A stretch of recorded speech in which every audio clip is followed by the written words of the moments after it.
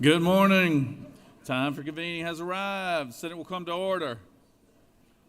At this time, we'll ask all unauthorized personnel to exit the chamber. Recognize the senator from the 6th for the reading of the journal. Good morning, Mr. President. Happy February 28th, this fine Friday in the great state of Georgia.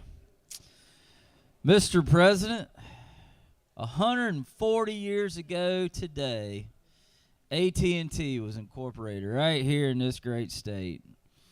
And two of our doorsmen and women are retired from AT&T, Scott Center and Ann Guy.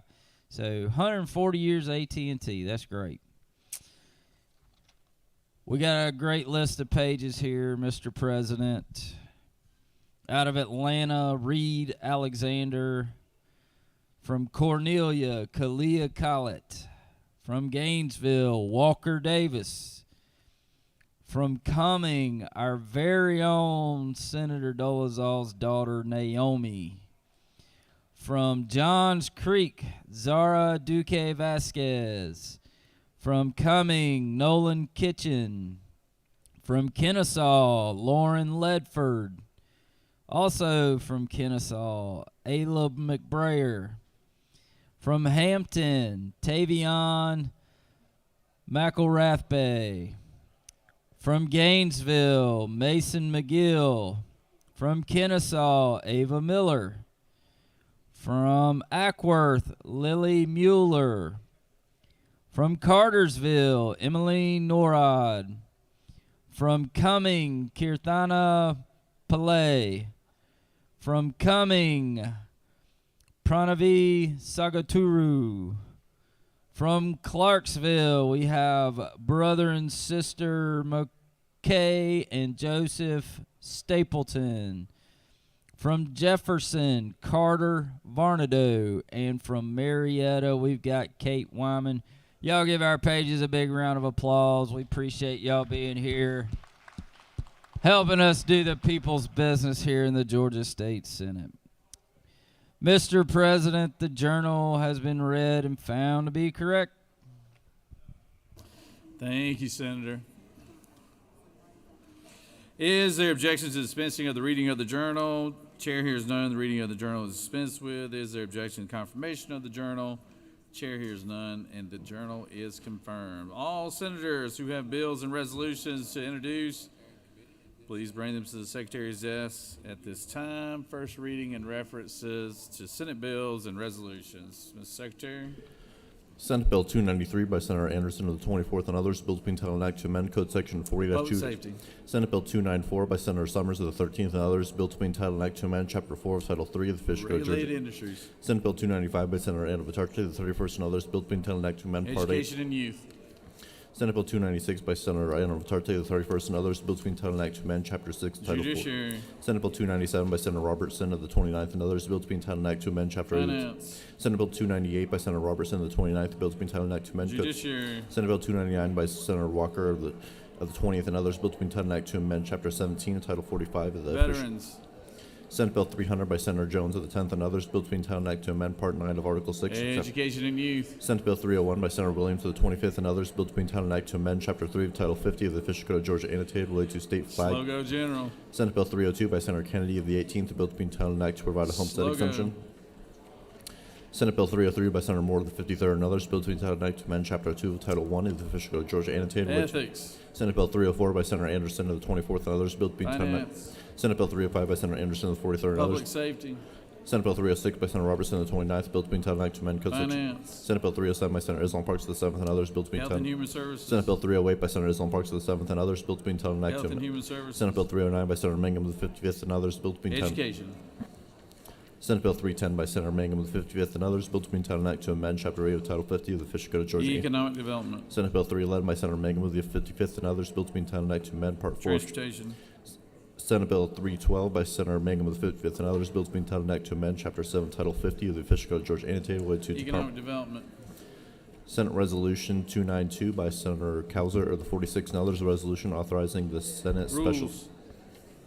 Senate Resolution 301 by Senator Davenport of the 17th and others, a resolution creating the Senate Rosenwald Schools Study Committee and for other purposes. Education and Youth. Senate Resolution 309 by Senator Tillery of the 19th and others, a resolution proposing. Rules. Mr. President, that completes the order.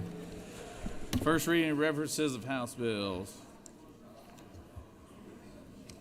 House Bill 94 by Representative Lumsden of the 12th and others, a bill to be entitled. Insurance and Labor. House Bill 113 by Representative McDonald III. Government Oversight. House Bill 143 by Representative Dickey of the 134th and others, a bill to be Natural entitled. Resources. House Bill 163 by Representative Ridley of the 22nd and others, bill to be entitled Act to amend. Agriculture.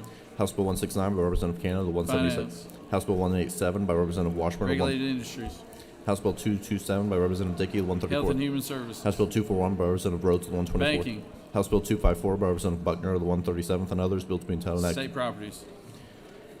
House Bill 267 by Representative Bonner of the 73rd and others, bills to be entitled Act to amend various titles of the official code. Judiciary. House Bill 329 by Representative Hilton of the 48th. Health and Human Services. House Bill 401 by Representative Irwin of the State 32nd. and local government. House Bill 428 by Representative Franklin of the Health and 160. Human Services. House Bill 538 by Representative Chiokas of the State and 150. local government. House Bill 553 by State and Representative. local government. House Bill 568 by Representative Scoggins. State and local government. House Bill 591 by State and Representative. local government. House Bill 592 by Representative State and Gunn. local government. Mr. President, that completes the order. Hello, Representative Williamson. It's good to have the representative from Walton County in here. It's good to have the representatives from Walton County in here. So what do we owe this honor today for, sir? Well, you need to, sir. You need to. It's glad to have you, though. All right. Secretary will read reports of standing committee. Mr. President, the Senate Committee on Education and Youth has had under consideration the following legislation and has instructed me to report the same back to the Senate with the following recommendations. Senate Bill 63, due pass. Senate Bill 124, due pass by substitute. Senate Bill 148, due pass by substitute. Senate Resolution 217, due pass, respectfully submitted. Senator Hickman of the 4th District, Chairman. Mr. President, the Senate Committee on Higher Education has had under consideration the following legislation and has instructed me to report the same back to the Senate with the following recommendations. Senate Bill 181, due pass by substitute. Respectfully submitted. Senator Burns of the 23rd District, Chairman. Mr. President, the Senate Committee on Insurance and Labor has had under consideration the following legislation and has instructed me to report the same back to the Senate with the following recommendations. Senate Bill 121, due pass by substitute. Senate Bill 201, due pass by substitute. Senate Bill 230, due pass by substitute. Respectfully submitted. Senator Walker of the 20th District, Chairman. Mr. President, the Senate Committee on Judiciary has had under consideration the following legislation and has instructed me to report the same back to the Senate with the following recommendations. Senate Bill 36, due pass. Senate Bill 132, due pass by substitute. Senate Bill 207, due pass. Respectfully submitted. Senator Strickland of the 42nd District, Chairman. Dear Mr. Secretary, pursuant to Senate Rule 2-1.6, I hereby give notice I will introduce a minority report to be read along with the majority report of Senate Bill 36, which was passed by the Committee on Judiciary on Thursday, February 27, 2025. Sincerely, Senator Jones. Mr. President, the Senate Committee on Natural Resources and the Environment has had under consideration the following legislation and has instructed me to report the same back to the Senate with the following recommendations. Senate Bill 240, due pass. House Bill 167, due pass. House Bill 287, due pass. Respectfully submitted. Senator Anderson of the 24th District, Chairman. Mr. President, the Senate Committee on Regulated Industries and Utilities has had under consideration the following legislation and has instructed me to report the same back to the Senate with the following recommendations. Senate Bill 213, due pass. Senate Bill 254, due pass by substitute. Senate Bill 241, due pass. Respectfully submitted. Senator Cowser of the 46th District, Chairman. Mr. President, the Senate Committee on Rules has had under consideration the following legislation and has instructed me to report the same back to the Senate with the following recommendation. Pursuant to Senate Rule 2-1.10b, the Committee on Rules has referred the following legislation from the general calendar. Senate Bill 64, the Committee on Rules. Senate Bill 162 to the Committee on Rules. House Bill 92 to the Committee on Rules. Respectfully submitted, Senator Brass of the 6th District, Chairman. Mr. President, the Senate Committee on State and Local Governmental Operations has had under consideration the following legislation and has instructed me to report the same back to the Senate with the following recommendation. Senate Bill 238, due pass. House Bill 404, due pass. House Bill 468, due pass. House Bill 498, due pass. House Bill 476, due pass. Respectfully submitted, Senator Dixon of the 45th District, Chairman. That completes the order, Mr. President. Secretary, read resolutions for the second time.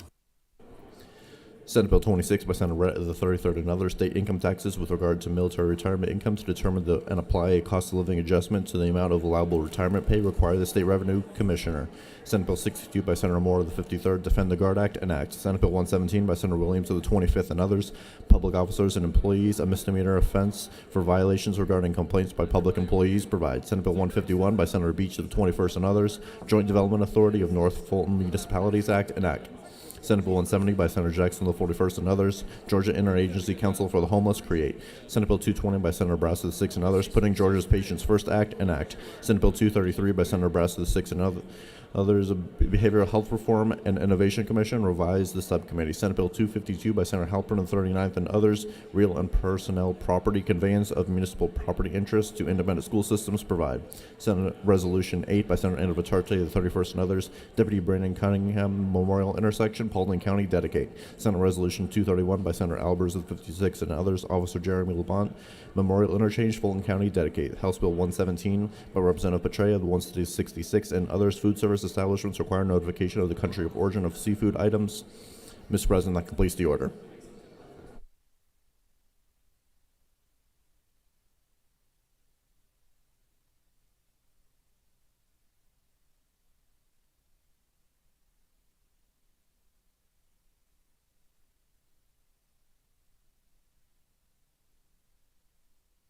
It is now time for the morning roll call.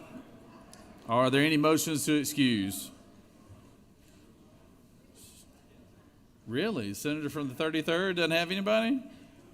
Wow. I'm shocked. No motions to excuse. Recognize Senator from the 44th. Thank you, Mr. President. I'd like to ask for unanimous consent to excuse the senator from the 7th for business outside the Capitol. Without objection, the Senator from the 7th is excused. Senator from 56.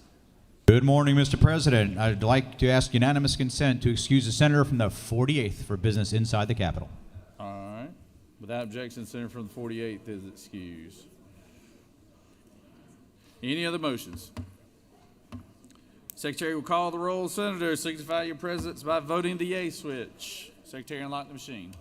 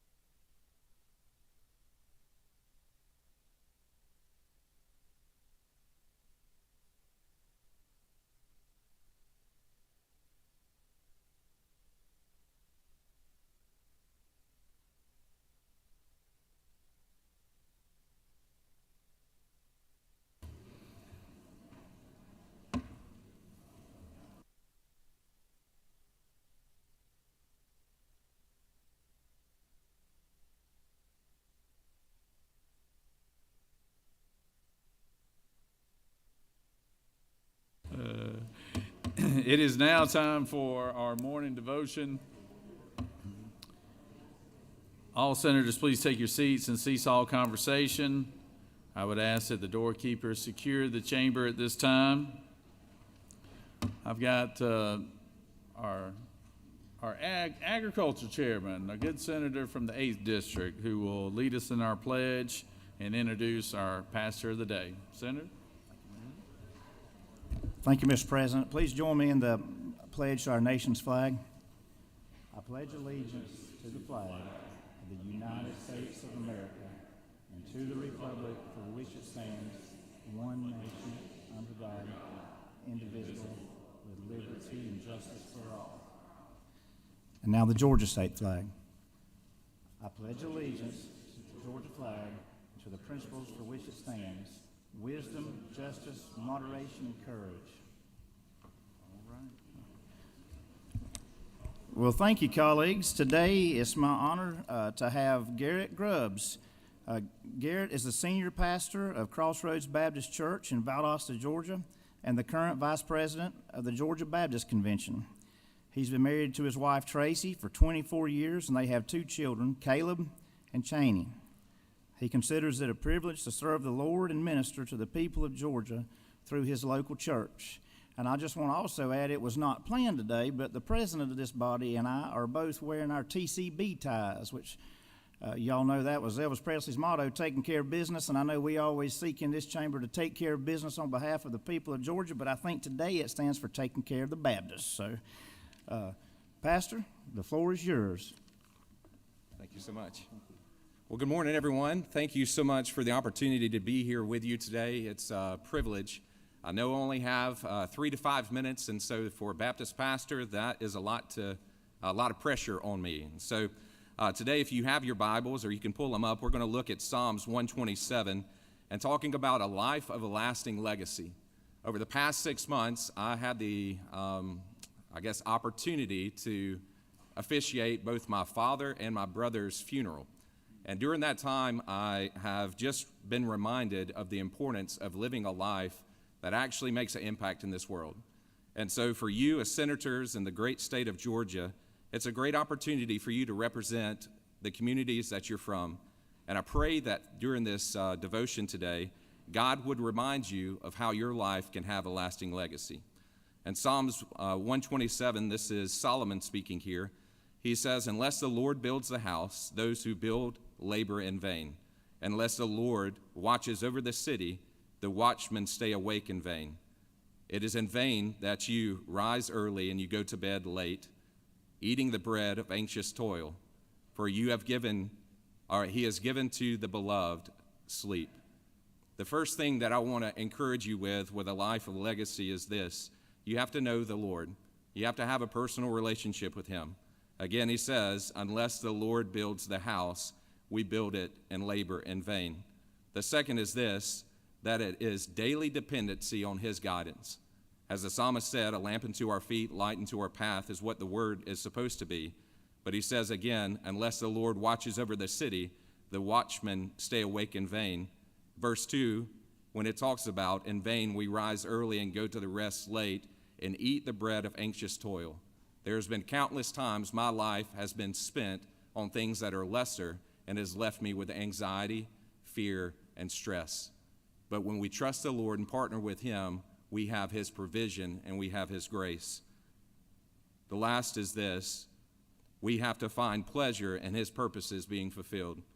I love the part in verse 3 where he says, for he gives his beloved, and this word beloved here means child loved by God. For all of us that have a relationship with the Lord through Jesus, we are his children, and we're loved by God. Today, as you are here, I pray that you are building a lasting legacy, that when your loved ones are at your funeral, that they're able to say that this person had more than just an impact, they had a kingdom impact. The only way that's accomplished is through knowing God and having a relationship with him, daily counting on his dependency to accomplish his task through your life. And third, finding pleasure in his purposes being fulfilled in and through you. Let's pray. Father, today we give you praise because you are the one that is worthy of it. And God, I thank you for the men and women that are represented here in this room today, the communities that they represent all around our great state. Lord, I pray that, Lord, you've called them to this purpose and this task. And I pray today that they would trust you, that they would know you, and Father, they would follow you. God, I pray blessing over their lives. I pray blessing over their families. I pray, Lord, that their communities are blessed because of their representation. God, I lift them to you today, and I ask, God, that you would cover them with your grace. And Lord, for all of us in this room, that when we leave this earth, that we've left it with an impact that brings honor to your name. And for our families, that God, they treasure the thoughts of our lives and their lives. God, thank you for the men and women again, and I ask that you cover them with your grace. We pray this in Jesus' name. Amen.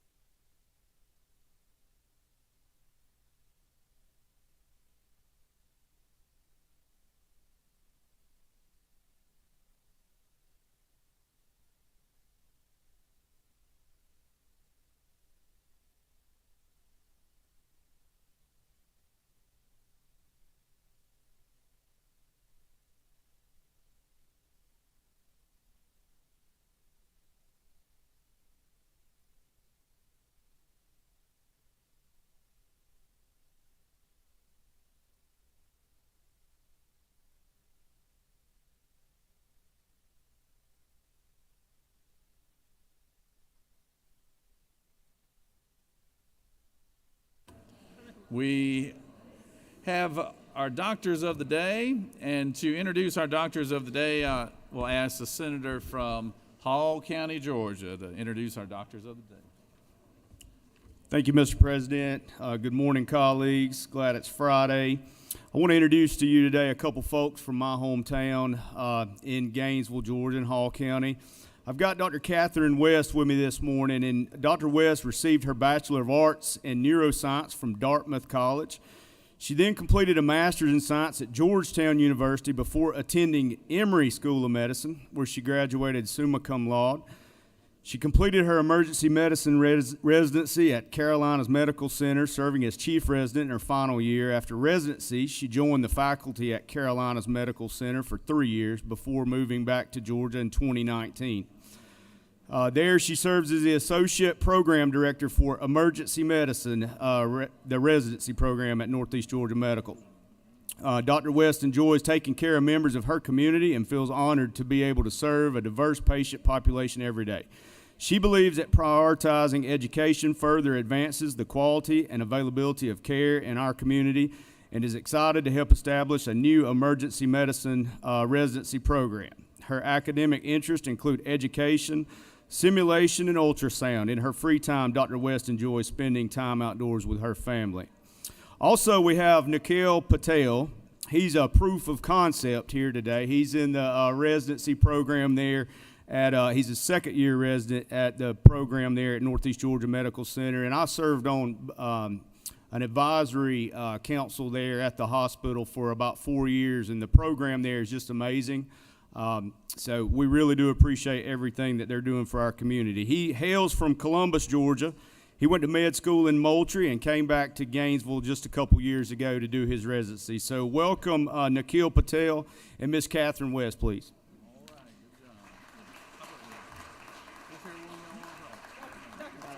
Hey everybody, like he just said, I'm Nikhil Patel. I'm one of the second-year residents over at Northeast Georgia Medical Center in the emergency medicine program. I just wanted to say thank you all very much. You know, I know that you guys have been working very hard on funding for residency programs within Georgia, and I'd like to say that I'm kind of proof of concept that, you know, someone who was born and raised in Georgia can kind of get this medical education thanks to you guys and hopefully come back and kind of serve with you. So, thanks. All right, good job. Thank you. Good job, Doc. Good to have you here.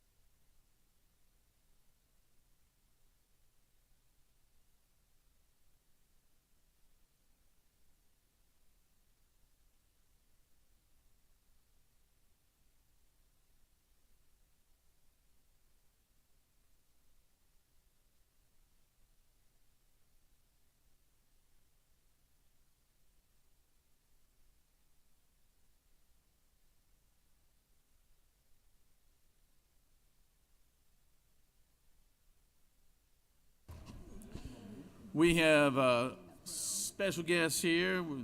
We're celebrating a young lady who's served here in this Capitol building for over 25 years, and Senator from the 19th is rightfully want to show and illustrate what a great work she has done for us here at the Capitol, and all the many legislators that she served as an administrative assistant for. Secretary, read the caption, please. Senate Resolution 281 by Senator Tillery of the 19th, Strickland of the 42nd, Hatchett of the 50th, Hodges of the 3rd, and Eccles of the 49th. A resolution recognizing and commending Talmadge James on the occasion of her retirement and for other purposes. And whereas for the past 25 years she has diligently and conscientiously devoted countless hours of her time, talents, and energy toward the betterment of the daily operations of the Georgia General Assembly, and whereas Talmadge James began her career with the House of Representatives in April of 1999 after previously serving as a session assistant in 1998. And whereas she faithfully assisted both the House and Senate members during her service in the Governor's Floor Leader's Office, and she currently serves in the House Majority Leader's Office. And whereas she has been united in love and marriage to her husband Leroy for more than 25 years and is the loving mother and grandmother of her 2 remarkable children, 2 wonderful stepchildren, and 5 outstanding grandchildren. And whereas Talmadge James will be sorely missed upon the occasion of her retirement on March 1st, 2025, now therefore be it resolved by the Senate that the members of this body recognize and commend Talmadge James for her 2.5 decades of service to the citizens of the state of Georgia, congratulate her upon the grand occasion of her retirement, and extend sincere best wishes for her continued health and happiness. Mr. President, that completes the order. Is there objection to the adoption of the resolution? Chair hears none, and the resolution is adopted. Recognize the senator from the 19th to speak to the resolution. Thank you, Mr. President. Thank you, members of the Senate. Ms. Talmadge James has worked for our body in the Governor's Floor Leader's Office for 25 years, and the members that you see standing behind me here are the members that have had the privilege and pleasure of working with Ms. Talmadge. While she was assigned to the House, she helped the Senate members just the same, helped us with constituent issues, other matters that come as you work with a floor leader office. So all of us wanted to stand up here today and honor her on the day of her retirement. Ms. Talmadge is a heck of an athlete. She used to run around the Capitol and then run marathons and everything else afterwards. But her health in these years is requiring her to retire today, actually. It's her last day. Up here on the podium with us, we also have her husband, Mr. Leroy. They've been married for 30 years, is that right? 30 years, and 2 of her children, Onyx and Ebony, and their friends who are up here too. And we just wanted to say, Ms. Talmadge, it has been a pleasure. We are sorry that you have to leave us. We understand it's a hard decision for you, but we are better because you are here, and thank you so much for everything you've given us and given this state.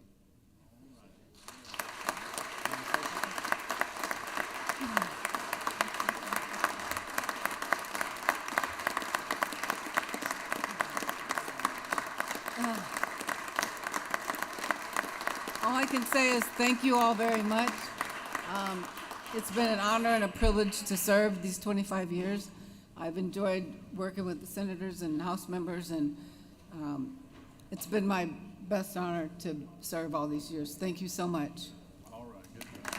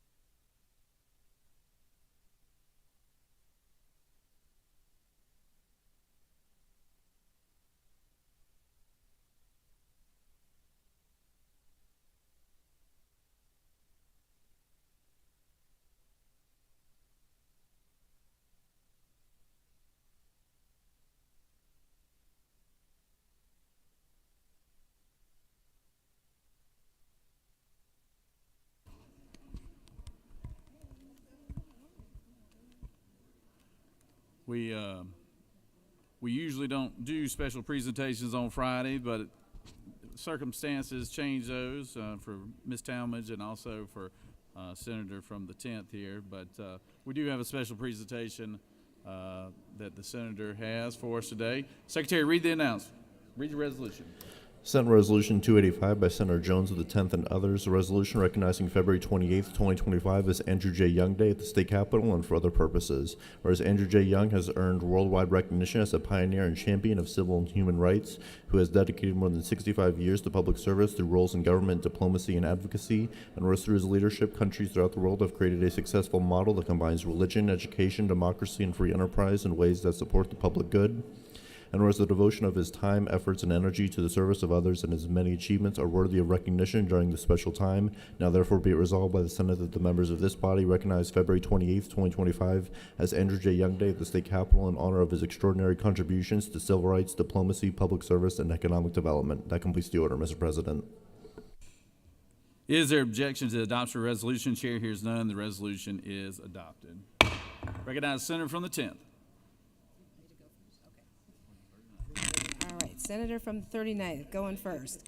Well, it's always an honor to stand up to celebrate the extraordinary legacy of a man who has been a friend, a mentor, and an inspiration to me and so many others, Ambassador Andrew Young. But there's no better time than on this last day of Black History Month 2025 to recognize him. Ambassador Young has guided my journey in ways that words can hardly capture. His wisdom, unwavering faith, and deep commitment to justice have shaped not only my path, but also the path of countless leaders and change makers across generations. He has shown us how to lead with courage, how to serve with humility, and how to stand firm in the fight for equity and dignity for all people. And if that's not enough, he is a man of great wit, and even at age 92, he'll be 93 next month, he possesses a better memory than most of us in this room. So thank you, Ambassador Young, for your friendship, your mentorship, and unyielding commitment to making this world a better place for us all. May his legacy continue to inspire future generations to continue moving forward. Thank you. Thank you, Senator, and I have the great honor of sharing a little bit about a man who really doesn't need any introduction to anyone in this body or across this great state. Ambassador Andrew Young is a man whose life is deserving of our recognition today, so I am proud and honored to sponsor Andrew Young Day today. I just want to share with you a few historical facts about Ambassador Andrew Young, who I consider my mentor and my friend. He was born 1932 in New Orleans, though we claim him in Georgia as our own. His parents taught him the importance of giving back to the community, a lesson he would carry throughout his remarkable journey. He pursued his education, diligently earning a Bachelor's of Science in biology from Howard University in 1951, and a divinity degree from Hartford Theological Seminary in 1955. Ambassador Young wanted to be with us here today, but you got to understand, at his young age, as I always say, he was unable to be here today, but I said, Ambassador, we're going to recognize you anyway. You see, Ambassador Young was a key aide to Martin Luther King Jr. He became a strategist in pivotal protests, including the Birmingham campaign and a March on Washington in 1963. He helped draft the Civil Rights Act of 1964 and even the Voting Rights Act of 1965, cornerstones of American equality. From 1964 to 68, he was executive director of the SCLC following Dr. King's assassination. Ambassador Young recalled that he gave purpose and substance to his life by serving under the tutelage of Dr. King. His commitment to global progress led Jimmy Carter to appoint him as the U.S. ambassador to the United Nations in 1977, and that's when our lives crossed paths. In his role, he championed human rights and economic advancement in developing countries, shaping U.S. foreign policy.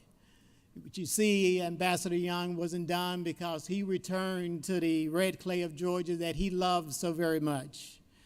Here, he served as the mayor of Atlanta for 2 terms from 1981 to 1990. His leadership brought in over 1,100 businesses, over $70 billion in foreign direct investments, and generated over 1 million jobs. Beyond politics, Ambassador Andrew Young's dedication to service continued to shine even till this day. In 1994, President Bill Clinton appointed him to oversee the $100 million Southern Africa Development Fund. He co-founded Good Works International, a consulting group that promotes initiatives to improve conditions in Africa and in the Caribbean.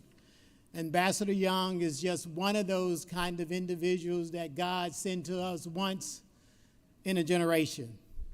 And I am very thankful to have had the honor to know him along with my colleagues that stand with us today. You see, it is his shoulders that we stand on in this great state of Georgia, not just in Georgia, but across these United States.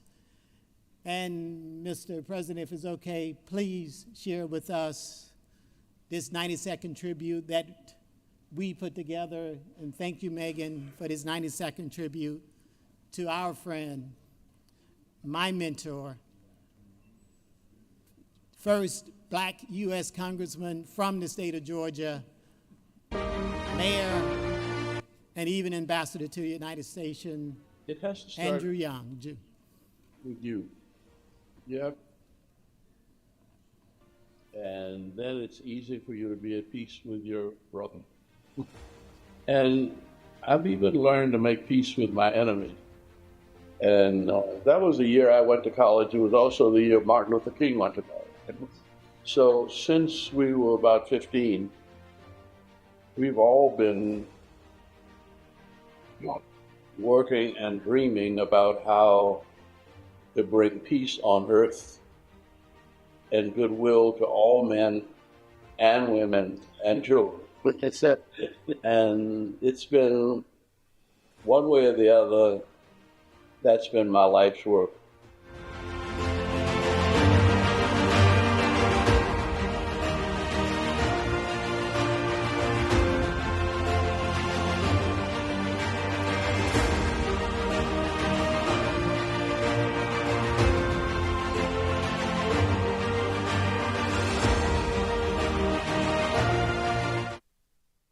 Thank you, Ambassador. We love you. God bless you.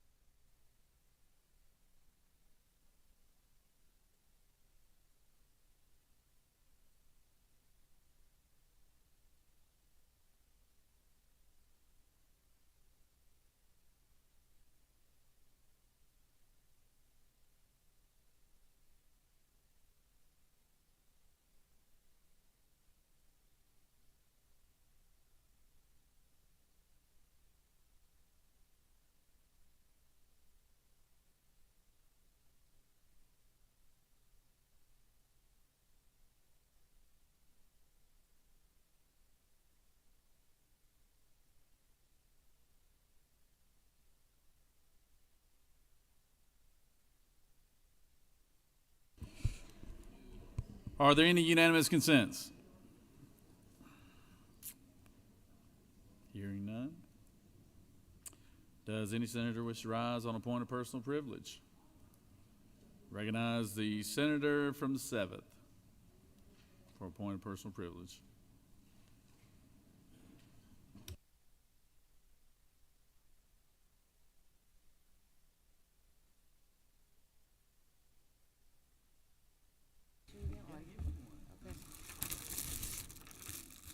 Thank you, Mr. President.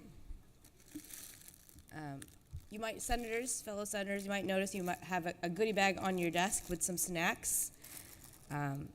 I would like to say Assalamu alaikum, which means peace to be upon you.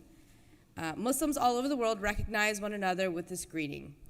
I'm certainly grateful to share my culture with this body, with the Muslim and non-Muslims among us. I rise today to recognize that the holiest month of the year in the Islamic calendar begins tonight. Ramadan commemorates the revelation of the Holy Quran, which is the Muslims' holy book.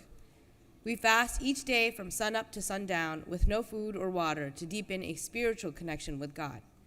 And we are encouraged to practice patience, cultivate compassion, and develop discipline. Many Muslims spend long nights at the mosque, breaking the fast with one another, praying long hours into the night. Muslims observe special night prayers during the month of Ramadan, spending lots of time at their local mosque. Usually people break their fast by eating a date in the tradition of Prophet Muhammad. The month ends with a major holiday called Eid al-Fitr. Eid is one of the 2 holidays in the Islamic year. And Muslims take the day off work or school to spend time with family and celebrate the end of Ramadan, which I will get to do with all of you. There are gift bags on your desk, courtesy of the Georgia chapter of the Council on American Islamic Relations. And these bags contain snacks and a little page explaining the importance of Ramadan and some of the basics of Islam. I encourage you to read it. I hope the Senate can take this as an opportunity to learn more about Islam and Muslims as the 2nd largest religion in Georgia after Christianity. Muslims are all over the state of Georgia, and I encourage you to get in touch with the mosques in your district. Happy Ramadan. Thank you, and I yield the will.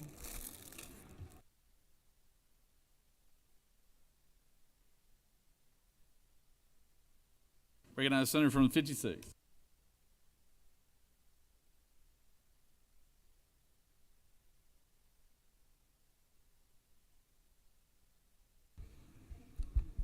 Thank you, Mr. President. Today we're going to have the great honor to recognize and honor the incredible men and women who serve in emergency medical services. These dedicated professionals, our EMTs and paramedics, are critical first responders that work tirelessly and often in some of the most challenging conditions to provide life-saving care when every second counts. I'm pleased up in the gallery today we have several of those here, including Mr. Chad Black, who's the chairman of our Georgia EMS. Would all those involved with the EMS please rise so we can recognize you this morning?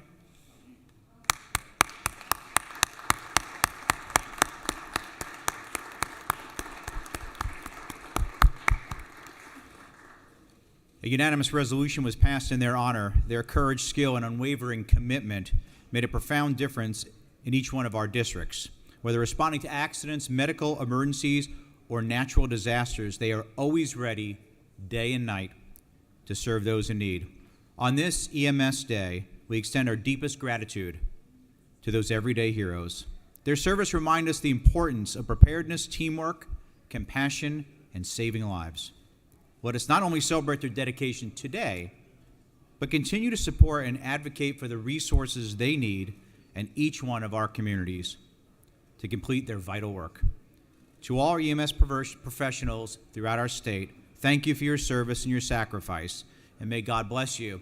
And specifically, we had some of our critical first responders in Cobb County, where 6 of us in this Georgia Senate represent, responded to a house fire last night. And it was through the EMS and firefighters there that they were to help several people, although we lost 1 life. A couple of our firefighters were injured, but I'm thankful to report that they have minor injuries and will be okay. Another real-time example that happens each and every day where our EMS services are out there saving people's lives. Thank you, and may God bless you.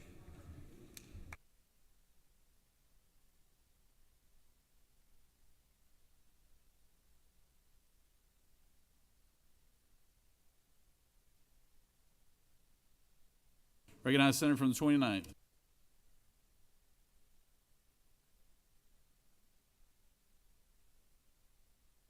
Thank you, Mr. President. Colleagues, I believe there are some 9th grade students here from Flint River Academy, if they would stand.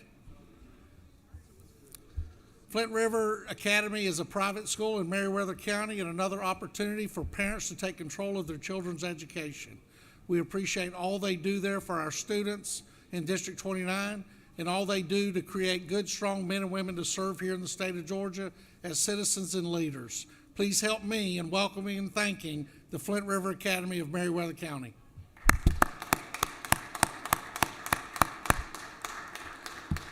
Thank you, Mr. President. I yield the well.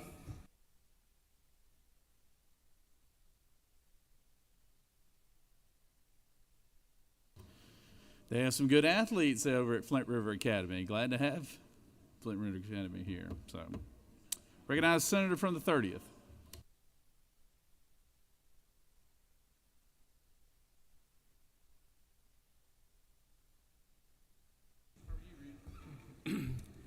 Thank you, Mr. President. Thank you for that segue because we got some more outstanding athletes. I would like to recognize some outstanding athletes who are with us today in the gallery. I'm honored to have the Class A state championship team or competitive cheerleading team from Bremen High School joining us this morning. The Blue Devils are led by their dedicated coaches, Jessica Patterson and Taylor Griffin. If I could have the team stand, are they in the gallery with us? If y'all would, please give these young ladies and state champions a warm welcome from the Senate. Thank y'all so much for being here, and congratulations to your state title. We appreciate you.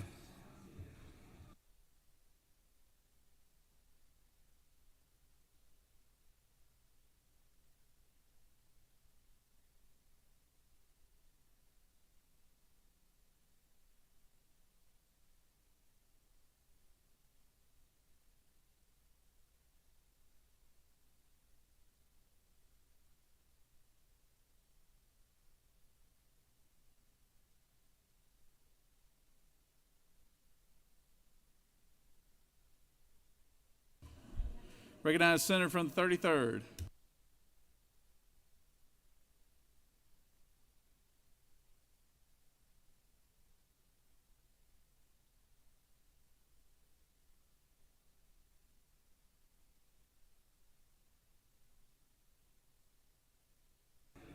Thank you, Mr. President, my fellow senators, colleagues, friends, and y'all. The senator from the 6th and I are co-chair of the Taiwanese caucus, and this Monday we will be serving lunch to anybody who wants to come down and join us, and also meet the Consul General from Taiwan. So don't forget, I'll remind you again next Monday, bring your appetite with you. Thank you, Mr. President. I yield the well. Thank you, Senator. Senator from the 17th. I understand today, or actually tomorrow, is a very special day for you tomorrow. Senator, it's your birthday tomorrow, is what I said. Everybody give the Senator from the 17th a big happy birthday round of applause.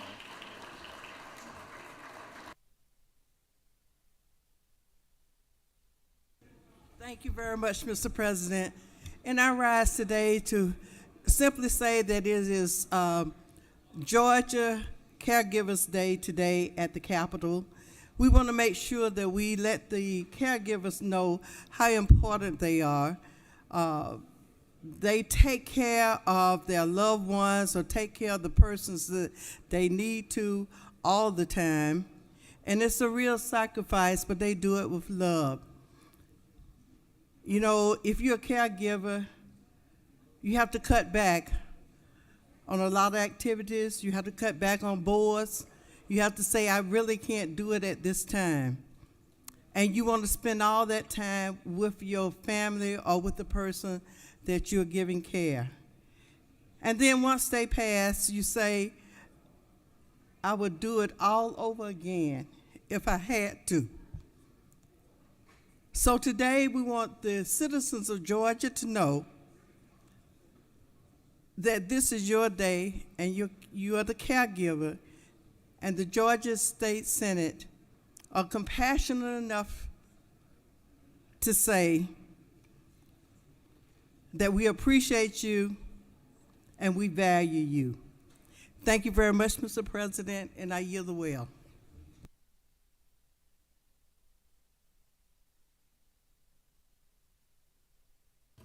Does any other senator wish to rise on a point of personal privilege?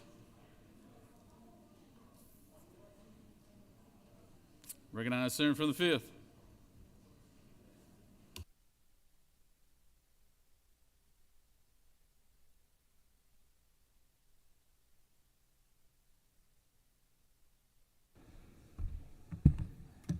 Thank you, Mr. President. Dear colleagues, today we have some Indian community that the last day of that Black History Month, they're organizing a lunch today at the Building Bridges Community, Connecting Communities. We're going to be at the Capitol from 12 at the Maze Room 1, I guess, Maze 1. Please join us for the lunch. Thank you. Try some Indian good food, I guess. Appreciate it.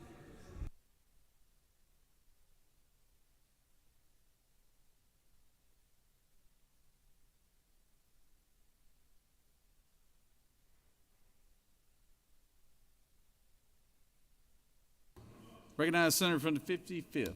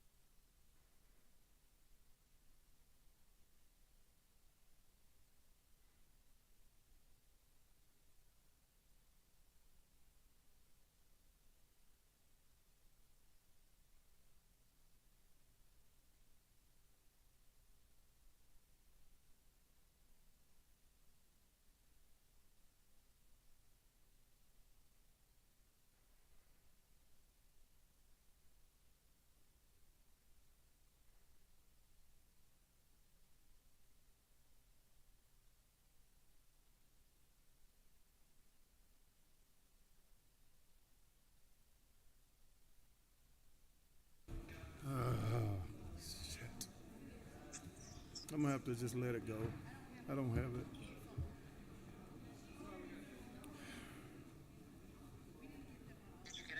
No, I don't have it. I sent it to your Senate.gov email.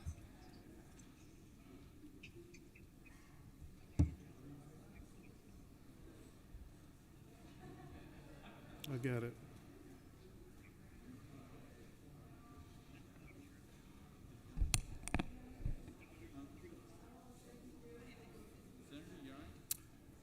Thank you, Mr. President.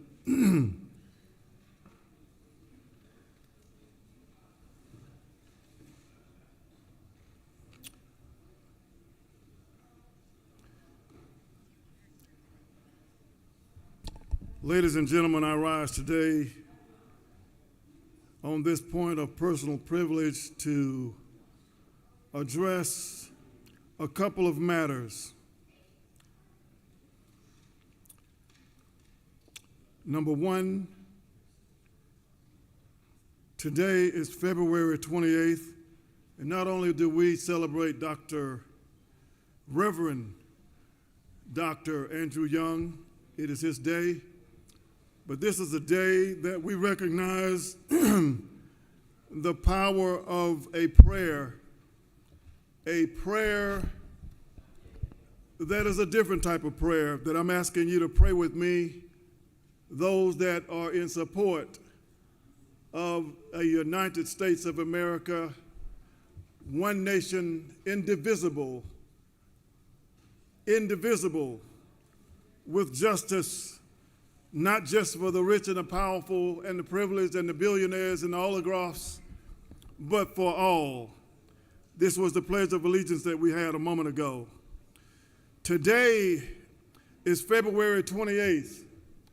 It will go down as a day where it makes no difference in certain quarters, but today I'm asking those of you who support diversity, equity, and inclusion, because we were included in the United States of America, not the divided states of America. And we come today asking you to view where you spend dollars as a sort of prayer. Today, if you believe in diversity, equity, and inclusion, I'm asking you not to spend one dime or not $1 today. And I know that's going to be hard for some people, but not one dime or not $1. Why? Because our nation is under attack. is misguided. And in Georgia, it's all right to tell a man to lift himself by his own bootstraps, but it's cruel just to say to a bootless man that he ought to lift himself by his own bootstraps. More than 80,000 Georgians have their livelihood stripped away. Yes, they are threatened because we have more than 80,000 federal workers in Georgia. We have CD workers, CDC workers, we have FAA workers, people that are being threatened, 80,000 people, and there is an executive order saying four people will lose their job and we will keep one. 4 people will keep their job and we will keep one. This will cause a recession. This will cause economic upheaval. This will cause frantic. People will not be able to pay their mortgages. People will not be able to pay just to take care of their kids, take care of eggs, to go and make a livelihood for themselves. It will precipitate an economic chaos in our community. And I'm asking you guys to stand up. And stand up because unless someone stands up and allows injustice to proceed, it is a threat to justice everywhere. Thank you. I will voice again February 28th as a day to put a steering wheel on your dollars, because your dollar is a type of prayer, a request for what you want, and we want justice, equity, one nation indivisible with justice for all. I yield the well.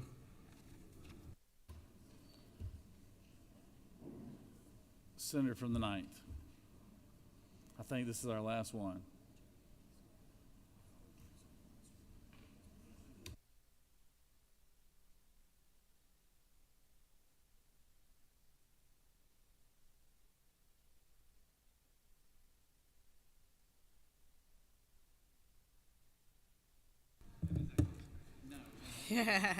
Thank you, Mr. President.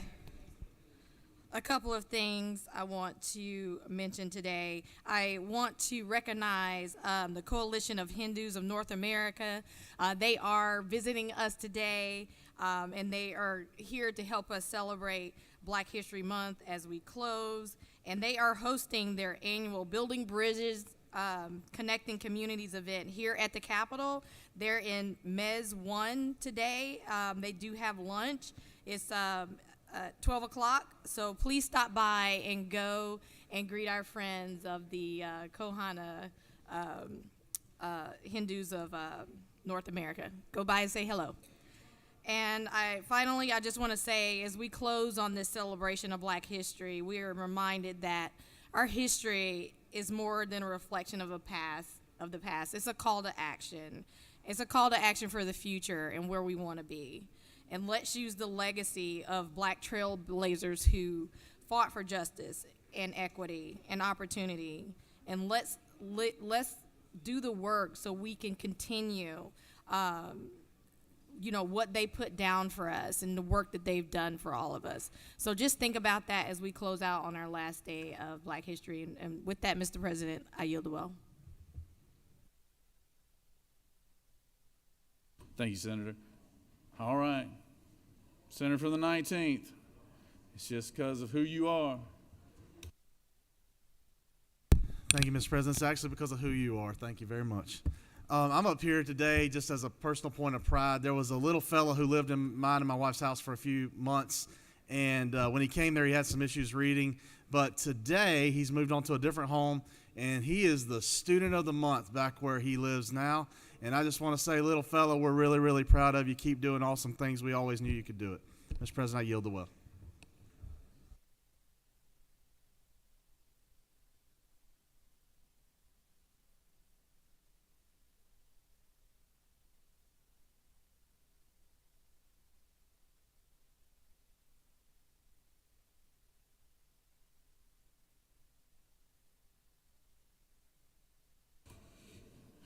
You have before you a consent calendar of privilege resolutions. Does any senator wish to remove a resolution from the consent calendar? Is there objection to the adoption of the resolution on the consent calendar? Chair hears none. The resolution on the consent calendar is adopted. Secretary will read a resolution. You ready? Senate Resolution 306 by Senator Islam Parks of the 7th, resolution recognizing and commending Rahim Shah Akumkal and for other purposes. That completes the order, Mr. President. Is there objection to the resolution? Chair hears none. Resolution is adopted.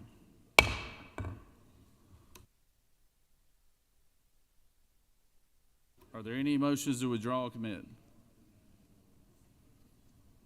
You have before you a consent calendar of local bills. Ms. Secretary, have there been any objections to any bills on the local consent calendar? Mr. President, no objections have been filed. Is there objection to agreeing to the report of committee on state and local governmental operations, which is favorable to the passage of the bills on the local consent calendar? Chair hears none. Report of committee is agreed to. Questions on the passage of the bill on the local consent calendar? All those in favor will vote yea, opposed nay. Secretary will unlock the machine.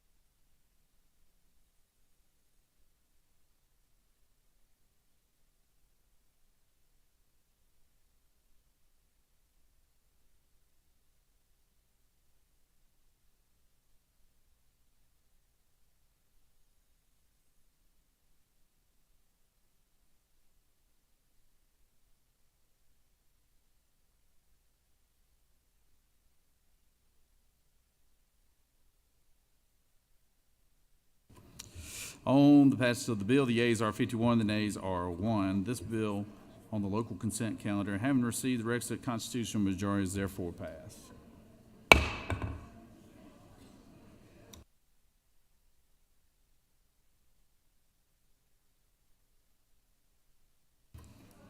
Recognize the senator from the 51st.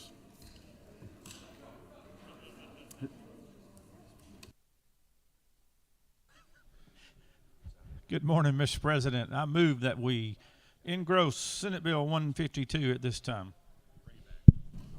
The majority leader has moved. Secretary, read the caption. Senate Bill 152 by Senator Dulles of the 27th and others, bill to be entitled an act to amend Article 2 of Chapter 2B of Title 20 of the official code of Georgia annotated related to the Georgia Promise Scholarship Act so as to provide that the biological or adopted children of individuals who are foster parents who meet certain conditions shall qualify for Promise Scholarship accounts, to provide for such conditions, to provide for definitions, to provide for related matters, to provide for an effective date, to repeal conflicting laws, and for other purposes. That completes the order, Mr. President.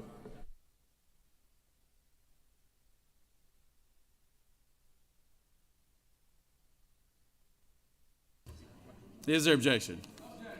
There is objection. All those in favor of the majority leader's motion will vote yea. All opposed, nay. Secretary, unlock the machine.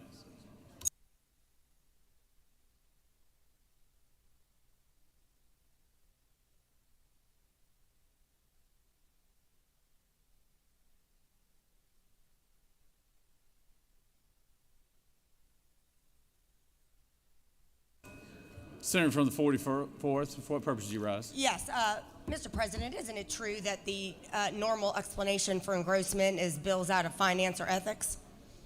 And isn't it true, Mr. President, that this is a bill that came out of the Education Committee? Senator is passionate about what she speaks. And isn't it true, therefore, that that sort of exposes the normal rationale and those that are interested in perfecting legislation and having a robust legislative debate in this body should all vote against this motion? Senator, you still will be able to debate the bill, but you're duly noted.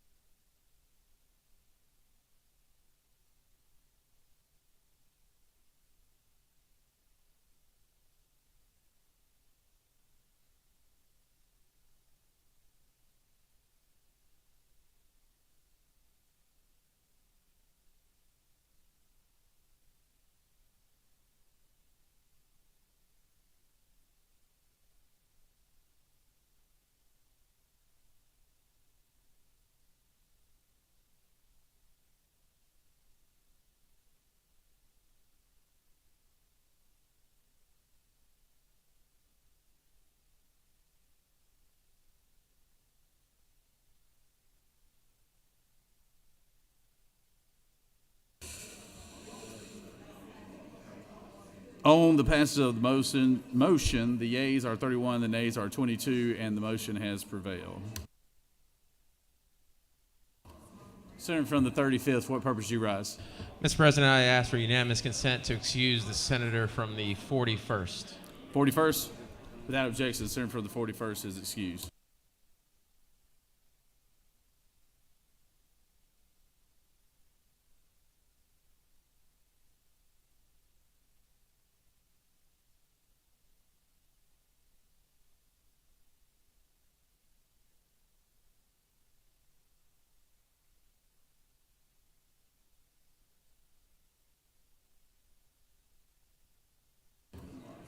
Moving on to the rules calendar. Secretary will read the caption for Senate Bill 88. Senate Bill 88 by Senator Bearden of the 30th and others, bill to be entitled an act to amend Code Section 15-6-2 of the Official Code of Georgia Annotated relating to the number of judges of Superior Courts, as to provide for a fourth judge of the Superior Courts of the Douglas Judicial Circuit, to provide for the appointment of such additional judge by the governor, to provide for related matters, to repeal conflicting laws, and for other purposes. Mr. President, the Senate Committee on Judiciary recommends that this bill do pass by substitute. Respectfully submitted, Senator Strickland, Chairman. Mr. President, the Senate Committee on Judiciary offers the following substitute to Senate Bill 88, a bill to be entitled an act to amend Code Section 15-6-2 of the Official Code of Georgia Annotated relating to the number of judges of the Superior Courts, so as to provide for a fourth judge of the Superior Courts of the Douglas Judicial Circuit, and for other purposes. That completes the order, Mr. President.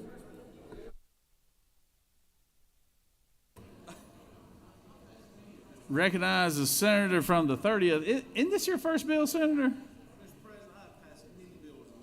Have you really? I think he's one of those House members that this thinks that seniority passes over here. Is that right?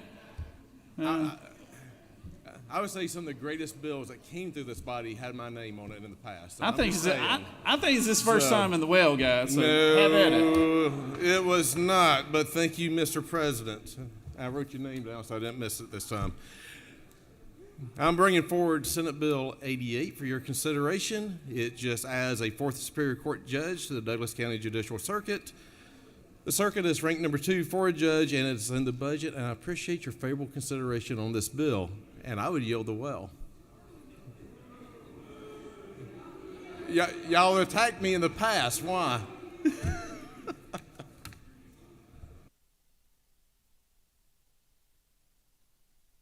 I got distracted. Hold on now, Senator. Hold on. You do have a couple questions now, Senator. I know you spent 11 years over in the House and you think you have this mastered and everything, but Do not have it mastered. I was trying recognize to Senator from the 31st.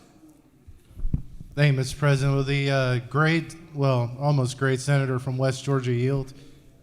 To my friend from West Georgia, I will. I-20. Have you figured out, Senator, the distinguishment between the Speaker and the President of the Senate? Well, to make sure I did write it down, Mr. President, not Mr. Speaker. So to make sure I did not make a mistake, I did write it down.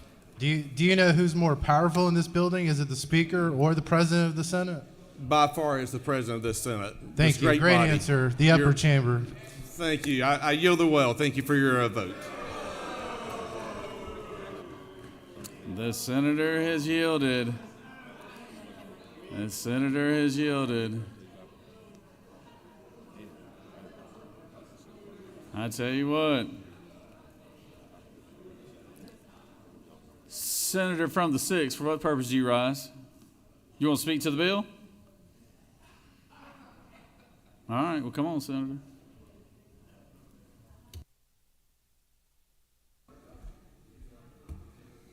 Thank you, Mr.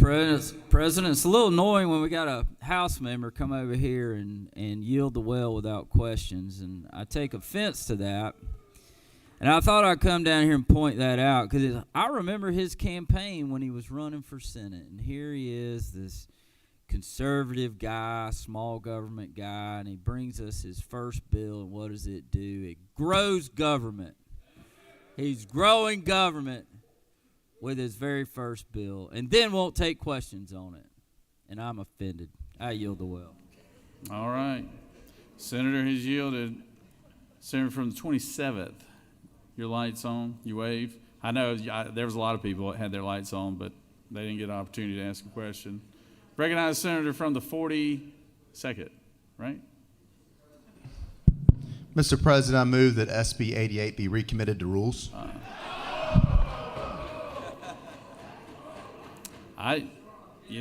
Would you like to come? Wait, would you like to come speak to your motion? Would you like to try to defend it? I would. You would? Well, here you go, Senator. I think For- about to. for- no, No, Senator, the well. This is not the House. I mean, my goodness.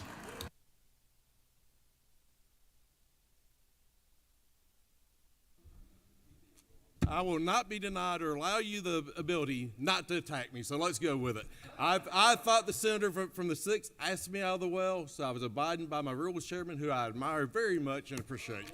So anyway, let's go. You do have a couple questions. Senator from the 42nd, you'd like to ask him a question? Does the senator yield? For my good friend, yes, I yield. Senator, of course, everybody will see this now. Isn't it true that in committee we had to do a substitute on your bill to correct some dates? That is correct. Do you further yield? I do. Isn't it true that the dates were actually all set back for an additional 6 months, meaning that your home, is this your home circuit? It is. Your home circuit will have to wait another 6 months to get the new judge. Is that correct? That is correct. Do you further yield? I do. Isn't it true that all these dates got pushed back because while you used to have really good House politics, your Senate politics weren't so great?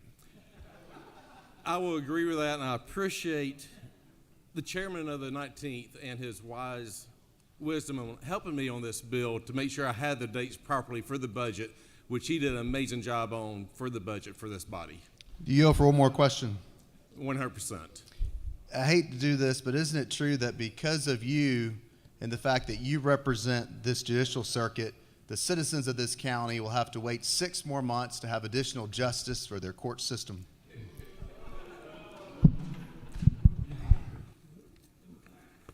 That's a good response. I don't know if I can respond to that, but thank you, Mr. Chairman. Recognize the senator from the 19th. Thank you, Mr. President. Senator, do you yield? I yield to my friend. I have a couple of questions too, also relating to dates. You're starting this circuit, it appears, or this new judgeship, on July 1 of 2026. Is that correct? That is correct. Senator, will you further yield? I will. Are you aware that if you were to delay that potentially by based on the current years, who would name that appointment? One more time, if I did right. Based on your current bill and starting it January 1, 20 of 26, who would name that appointee? Well, if you asked me to who would name an appointee, I'm going to go with the governor, but I could be wrong just by the way you asked that question. Senator, will you further yield? I will. Are you aware that there's another election at the end of 2026? Yes. Senator, do you think that it might be wise to delay this bill one more year to perhaps allow someone else whom you're friends with and working on your politics in the Senate with to maybe make that appointment? That's a very good point, but again, I took the wise wisdom from the committee and my friends from the Appropriations Committee on how to properly have this bill drafted. Final question, Senator. Senator, if I were to do an amendment that were to change the appointed date of this by 1 year for the reasons we've already discussed, would you consider that amendment friendly? I would consider every amendment that you make friendly to my legislation, Senator. Thank you. I yield. Thank you. At this time, I would ask for your favorable consideration. We got one more question, Okay. Senator. Senator from the 8th. Senator, to yield. To my good friend, I yield. Senator, isn't it true that you had your initial training in the legislature in the House? That is correct. So, Senator, before we vote on this bill in front of all our colleagues here, do you now consider yourself fully rehabilitated? 100%. Thank you so much. Ask for your All favorable right. consideration on the bill, and I will yield the well. All right, Senator. All right, Senator. Are you going to withdraw your motion, Senator, from the floor? Okay. All right, good. He withdraws. All right. Any other senator wish to speak for or against this measure? Hearing none.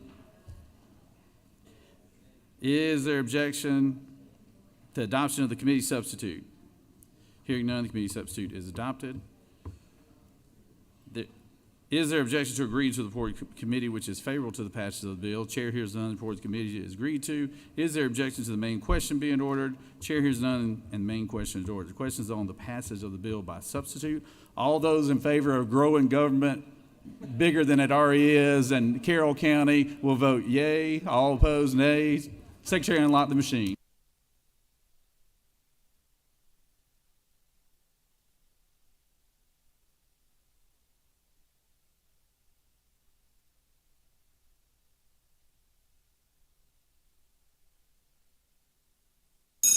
Recognize the senator from the 6th. For what purpose do you rise? Parliamentary inquiry. State your inquiry. Mr. President, is it not true that this bill does not affect Carroll County? It's a different circuit. I believe the senator knows what he speaks. Recognize the senator from 33rd. For what purpose do you rise? Thank you, Mr. President. Is it true that representatives from Carroll County are like diapers and must be changed often for the same reason? Wow. I don't know. That's for each and every senator to decide.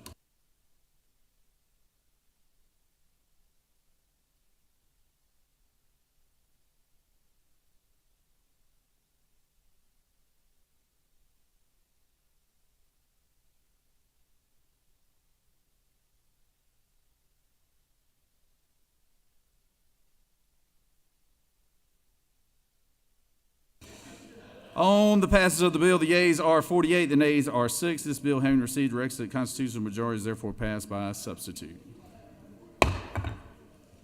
Moving on to Senate Bill 145. Secretary.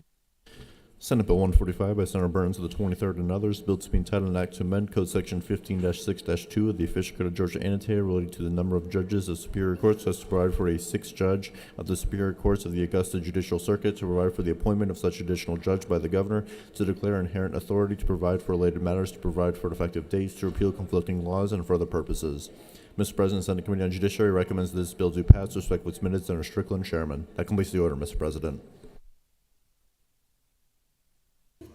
Recognize the senator from the 23rd.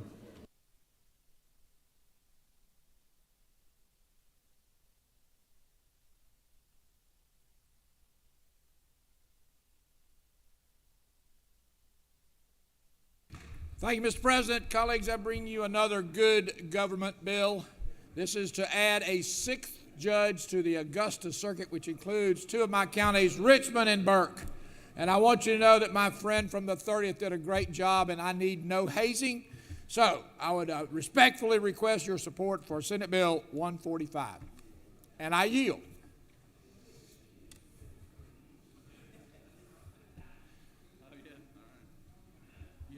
Senator. Thank you, Mr. President. Does any other senator wish to speak for or against the measure?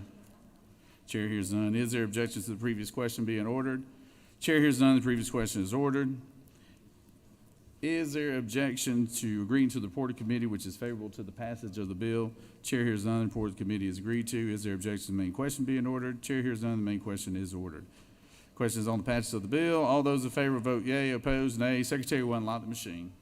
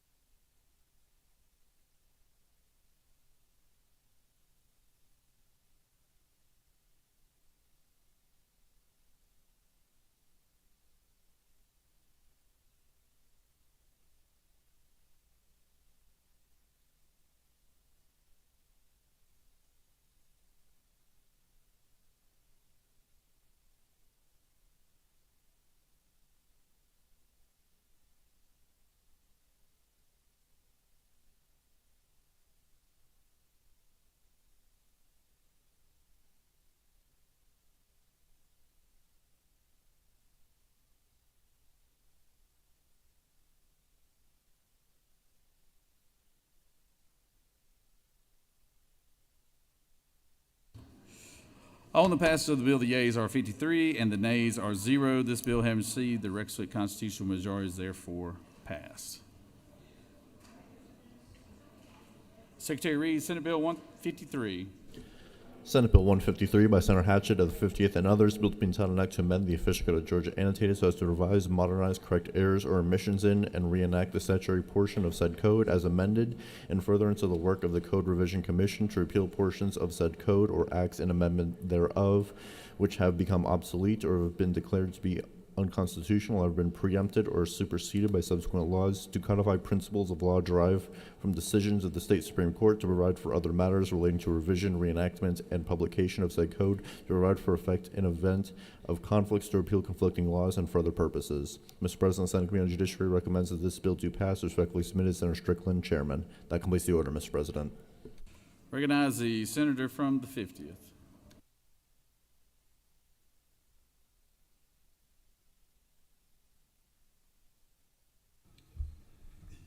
Thank you, Mr. President. I rise today to bring you Senate Bill 153. This is the annual cleanup bill for the official code of Georgia. There's a committee that meets in between sessions that goes through and looks for typos, errors, any omissions throughout the code, and we pass this every year. I'm happy to answer any questions if anyone has any, but if not, I ask for your favorable consideration. You do have a couple questions, Senator. Oh, boy. Recognize the senator from the 14th. Thank you, Mr. President. Does the senator yield? I do. Senator, this bill seems to go into every title of the Georgia Code to make some changes. Is that correct? That is correct.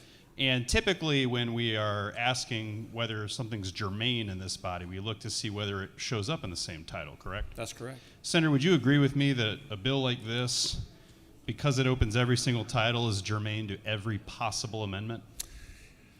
You have a great point, and I think that's why we don't like to wait till the last minute to pass this one, because this could turn into a big Christmas tree on Sunny Day. Has that ever happened before, to your knowledge, Senator? Not to my knowledge. Every time I carry this, we try to get it out early. I'm taking notes for next year, Senator. Thank you. Thank you. Recognize the senator from the 29th. Thank you, Mr. President. Senator Yield? I do. Senator, is it not true that y'all were so thorough into this legislation that on page 54 of this legislation, you went through and took out antiquated identifiers for those who work for sheriffs by changing sheriff deputy to deputy sheriff? To my friend from the 29th, yes, we have replaced sheriff deputy with deputy sheriff, and that was this is in full support of the Georgia Sheriff Association and my good friend who's former law enforcement. I think this is the proper way to refer to deputy sheriffs. We appreciate your thoroughness in this, and I know you spent a lot of time working on this legislation, and I appreciate your time. Thank you. You have no more questions. Thank you, Mr. President. I yield the will. Does any senator wish to speak for or against the measure? Chair hears none. Is there objection to the previous question being ordered? Chair hears none. The previous question is ordered. Is there objection to agreeing to the report of committee which is favorable to the passage of the bill? Chair hears none. The report of committee is agreed to. Is there objection to the main question being ordered? Chair hears none. The main question is ordered. Question is on the passage of the bill. All those in favor vote yea. All opposed, nay. Secretary, unlock the machine.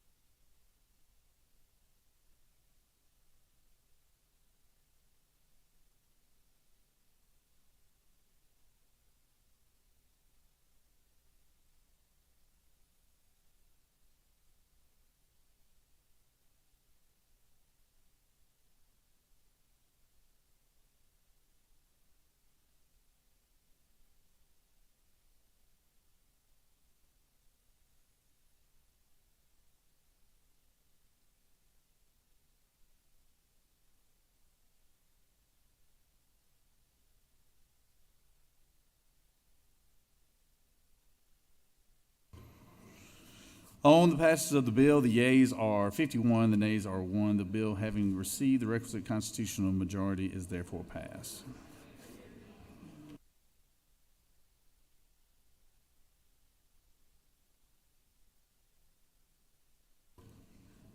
Senate Bill, Secretary reads Senate Bill 152. Senate Bill 152 by Senator Dolezal the 27th and others, bill to be entitled an act to amend Article 2 of Chapter 2B of Title 20 of the Official Code of Georgia Annotated the Georgia Promise Scholarship Act so as to provide that the biological or adopted children of individuals who are foster parents and who meet certain conditions shall qualify for Promise Scholarship accounts, to provide for such conditions, to provide for definitions, to provide for related matters, to provide for an effective date, to repeal conflicting laws, and for other purposes. Mr. President, Senate Committee on Education and Youth recommends that this bill do pass by substitute. Respectfully submitted, Senator Payne, 4th District, Vice Chairman.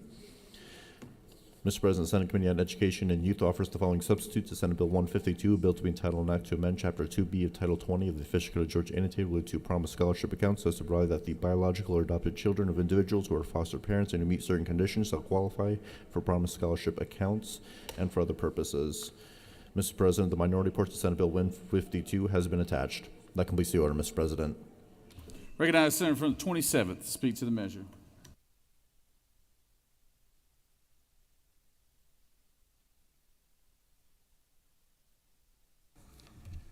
Thank you, Mr. President. I bring before you Senate Bill 152, which is a way to say thank you and acknowledge the work of our foster families in the state of Georgia.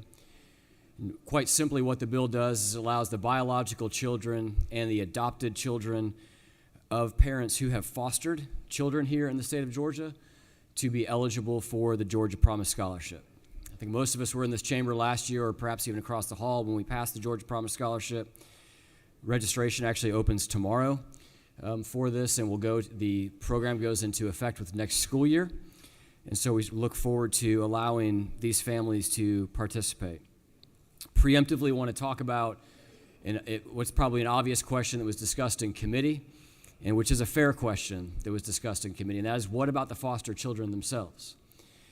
And we went through a number of steps to try to work this bill in its current form to include the foster families, but everything in the bill and in the Georgia Promise Scholarship Program is executed and managed by parents, the biological parents or the adopted parents of children. And so we are going to work in the off session to do the work that needs to be done to have that included. I believe there may be a study committee that will partially look at this issue as well. But I think it's also important to point out that DFACS currently has the ability, and in fact has over 100 students that they have approved for placement in private schools. Some of those who the state actually is paying for due to the unique needs of those cases. And so DFACS has a keen eye for the process of ensuring that those students are placed in the best educational outcome as it relates to the duration of their placement. In addition to that, the Georgia Promise Scholarship allows for homeschool expenses, and the DFACS foster program does not allow for homeschooling. So we're going to need to go in and do some extensive work to this bill to have that inclusion happen. Look forward to doing that next year. But as for the bill that is before you today, this is a important step to ensure that those people that take care of the most vulnerable in our population have an additional incentive to do so. And with that, Mr. President, I'd be happy to answer any questions. You do have a few questions, Senator. Recognize the Senator from the 2nd. Thank you, Mr. President. Senator, do you yield? I do. Senator, I draw your attention to line 49. It says a foster parent means an individual who currently provides or at any time during the preceding 10 years has provided care, lodging, supervision, and maintenance for one or more children. Senator, if you were a foster parent in the preceding 10 years and you're not currently fostering, the way that is written, is it not true that you then qualify to receive this scholarship? That is correct. Yes, Senator. And Senator, do you further yield? I do. And Senator, so if the incentive is to get more people to foster, if you've already fostered a child and you currently don't have a child, why would we incentivize someone for work that's already been passed? Well, we're going to continue to do that moving forward as well. So what this does is it establishes a look-back period for parents who are fostering currently but may not be fostering next year, for parents who foster next year but may not be fostering the year after. So we established this look-back period to have that incentive in there for all parents who have fostered in the state of Georgia in the last 10 years. Happy to yield for your next question. And Senator, my final question, if you yield. I do. If a parent is already fostered and they don't currently have children, there's no incentive in this bill that if they get the voucher, that will make them or ask them to foster within the next year because they've already done it the preceding 10 years. So my question is, Senator, when will the voucher end for a foster parent after they've stopped fostering a child? So the voucher, of course, is for the student, not for the parent. But the way the program works is once you are in the program, for all of those students, you remain in the program unless your family and your parents decide that they wish to remove you from the program and place you in your local public school. Recognized Senator from the 44th. Thank you, Mr. President. Will the chairman yield? I do. Thank you so much. Just have a few questions about the workings of the program since, as we know, it's kind of just starting. Can you please explain to me what system is set up within the Georgia Promise Scholarship Act or authority to prevent fraudulent or wasteful uses of the money? Yeah, so there's a list of approved expenses that the commission has already made. There is then a third-party administrator that when a request for repayment is made or request for payment is made to the commission, they reconcile that against the list of approved expenses, and that is ultimately approved by the third-party administrator, and the funding, the payment is made. Thank you. Now, I went back and looked at SB 233, I think is the number, and reading in line 520, it says the Education Savings Authority shall not adopt a system that relies solely on reimbursing parents for out-of-pocket expenses. So you would agree with me that receipts, for example, of a service already used are not a prerequisite to receiving the money under this program, would you not? Senator, I didn't follow the question. I prefer if we could talk about the actual bill that's before us. I'm getting there because I believe that your bill is feeding into SB 233, unless I'm sorely mistaken, which I don't think I am. Isn't that correct? No, you're not sorely mistaken, Senator, but what we're doing in this bill, and I know you guys want to spend a lot of time relitigating what happened last year, but what we're doing in this bill is having a carve-out for foster families to allow them, I should say an eligibility expansion for foster families to allow them to participate in the program. Well, I would like to read you the line again that I read you from the bill that I believe you were the author of last year. Isn't that correct? Yes, but yes. All right. So we debated it says, that, Senator. I haven't yielded. We debated that bill last year, and I know you're desperate to re-debate that bill today. But I'm happy to have conversation with you about the bill that is before us. That what you are talking about is already settled law and is best left for a conversation, perhaps with legislative counsel or around a bill. If would you agree with me, Senator, that the system in 233 operates differently, for example, than our health savings accounts, where we have to submit receipts for already used services versus what's in 233? Isn't that true? The way that the accounts are set up is that, yes, you're allowed to pay for tuition before a student attends school, because that's the way that tuition is paid for. Or other expenses, am I right? It's not just tuition, isn't that correct? Correct. There's a list of approved expenses that are contemplated in the bill that have been refined by the commission. And Mr. Chairman, isn't it also true that there's another way to get certain services or expenses paid for under the Promise Scholarship rubric, which is actually outside the list of approved expenses, if you were able to get a majority of a parent committee to approve that expense? Isn't that correct?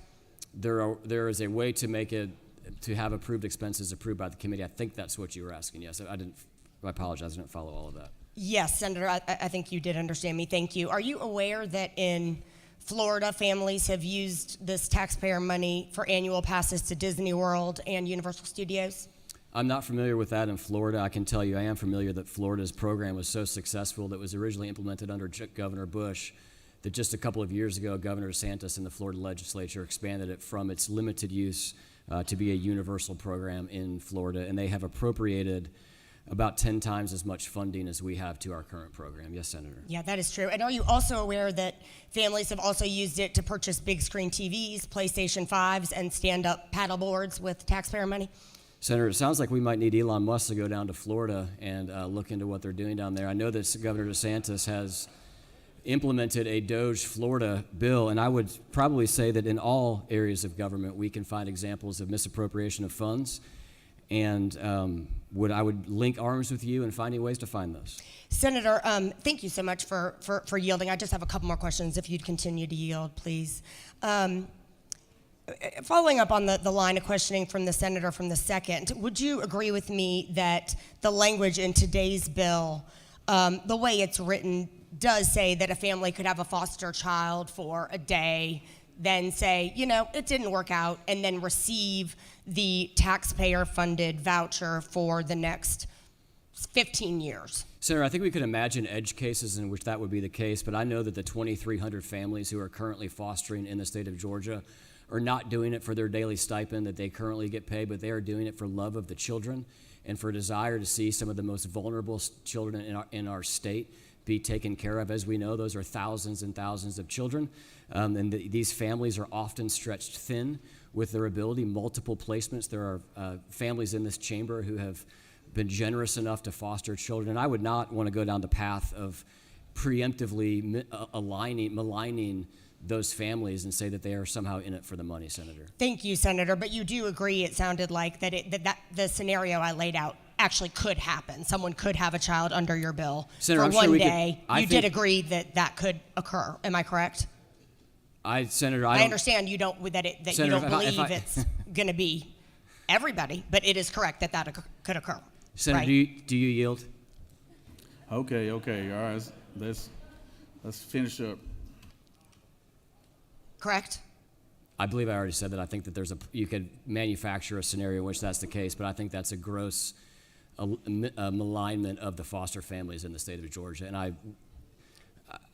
I frankly don't even feel that it's proper to prescribe that intent to the foster families. Thank you.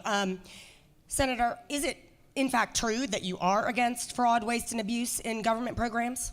100%, Senator. Senator, it sort of seems that given what you just said, you are not following the intention of actually making sure that there is not fraud, waste, and abuse in government programs, because you just agreed that scenario could occur where someone, maybe not a current foster family, actually does sign up for the program to simply abuse it. Isn't that correct? No, Senator, that's not correct. I think that to say that because it is possible that people can find ways to defraud a system, that we're not going to put a system in place is really a logical leap that is more or less a desperate attempt to relitigate the passage of this bill that hopefully about 18,000 families will soon be taking advantage of. Should we make it easy? Should I perhaps find out what Elon Musk thinks about this program? Senator, ask if he could yield, please. I'm happy to yield, Mr. President. Those are my final questions. Should we make it easy? It seems to me that perhaps we need to consult Elon Musk, who may indeed find that setting up systems, wouldn't it be true, that are ripe for abuse may not be advisable use of government money. Senator, isn't that true? Senator, I am glad to hear you acknowledge the expertise of Elon Musk to find waste, fraud, and abuse in government. I will tell you that he is very busy doing that right now at the federal level. And when he is done looking into millions and billions of dollars of payments, some of which apparently were earmarked for Stacey Abrams, I would be more than happy to have him take a cursory look at Georgia, where I think he will find that we run a pretty efficient government here in Georgia. But even with that, I'm certain that the most brilliant minds in America will be able to find waste, fraud, and abuse at any level of government, Senator. Recognize Senator from the 41st. Thank you, Mr. President. Mr. Chairman, do you yield? I do. So I'm looking at your definition of biological or adopted child and what that means, who can apply. And I heard your opening statement about wanting to work with foster children. But Senator, are you aware that there are children who are neither foster children nor biological nor adopted? Are you aware that there are other legal positions that children find themselves in? Senator, I'm sure that you know what you speak. Yes, so isn't it true that I am the permanent guardian of two beautiful children currently today? I'm sure you know what you speak. Under your current I've been bill, able to meet one of yours, but I think not the other one. But the one that I did meet was indeed beautiful. Yeah, thank you. I appreciate that. He is not my genes, but still. I'm just concerned that the reach of your bill does not include children like my own, who are permanent guardians. And I want to acknowledge we're not relitigating our previous bill from last year, but last year's bill, you do make it such that those children who are legal guardians, who are custodians, that they do meet the qualifications for the Promise Scholarship if they meet the other ones. But in this bill, you've limited it only to biological and adopted children. Isn't it true that there are a number of foster parents who become permanent guardians of their foster children, but do not go through the adoption process? Senator, I would be happy to work with you in the House to make a change to this so that when we make that change and it comes back over, you can vote against it. I would be happy to work with that amendment on the floor right now, but I am not making future commitments about voting for this bill. Indeed. Thank you, Senator. Recognize the senator from the 25th. Does gentleman yield? I do. Thank you, sir. I have a couple down in Milledgeville. Over the span of their lifetime, they have fostered 58 children. I want to thank you for bringing this bill and all your hard work. Thank you very much, sir. Thank you, Senator. Recognize the senator from the 48th. Thank you, Mr. President. Does the chairman yield? I do, Senator.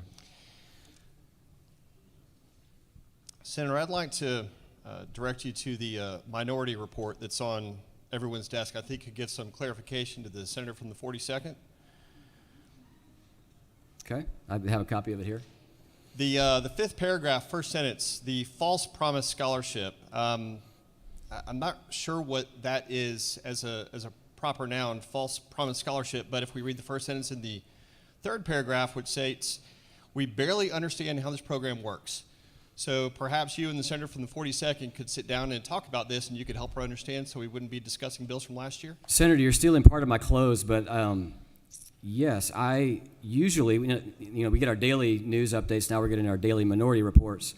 I usually don't agree with what's in the minority report, but never has a truer sentence been written in a minority report that, quote, we barely understand how this program works. Thank you, Senator. Thank you. Senator. Thank you, Mr. Chairman. Mr. President, I yield the well. Does any other senator wish to speak for or against the measure?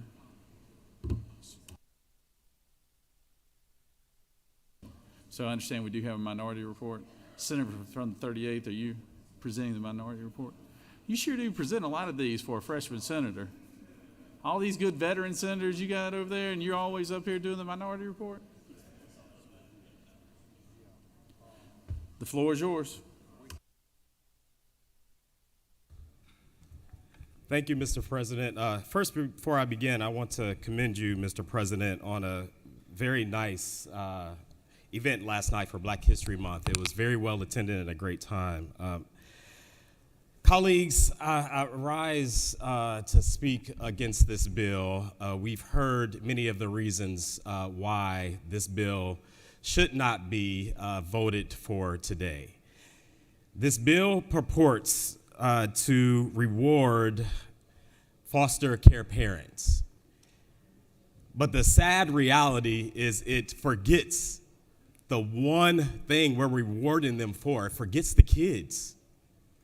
The kids are literally excluded from this bill.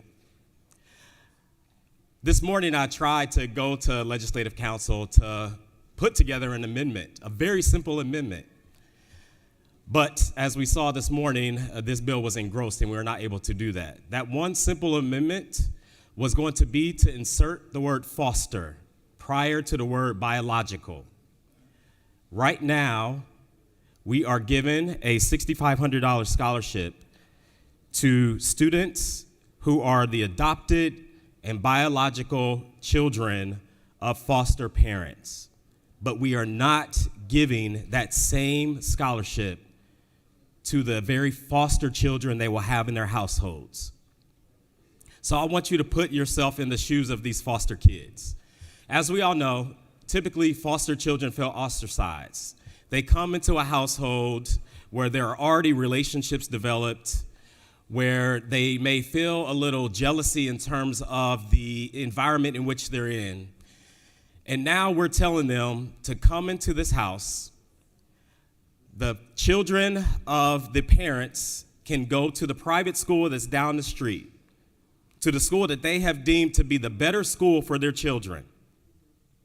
But we're telling the foster children, no, you have to go to the school that I have found to be ineffective for my own kids. This is wrong. I understand wanting to reward foster parents. And as I understand, 2,300 families are fostering children. That is commendable. And God bless them for the work that they are doing. This is truly God's work. But if we want to reward these parents, this is not the right way to do that. On February 14th, the list of schools that are eligible for families to now receive this scholarship was released. Tomorrow, they can start applying for that.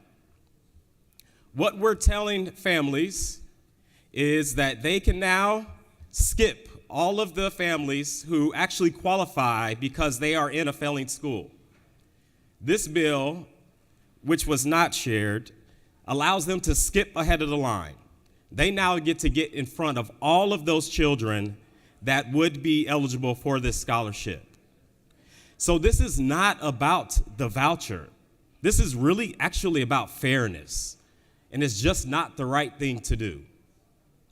In committee, we heard testimony from two amazing, lovely parents that are fostering kids. And I asked them 3 questions. 1, where does their children currently go to school? Their children already go to private schools. 2, is there schools on this list? Their answer was no, or they don't know. Actually, one parent said that they're zoned for some really good schools. And then the final question I asked was, will $6,500 cover the full tuition? The answer was no. This is unnecessary right now. When we talk about the fact that we don't understand the basics of the bill as it's already been passed, is the fact that this list was produced multiple times. The Governor's Office of Student Achievement is still trying to figure this out. It hasn't even been rolled out, and we're already trying to expand it.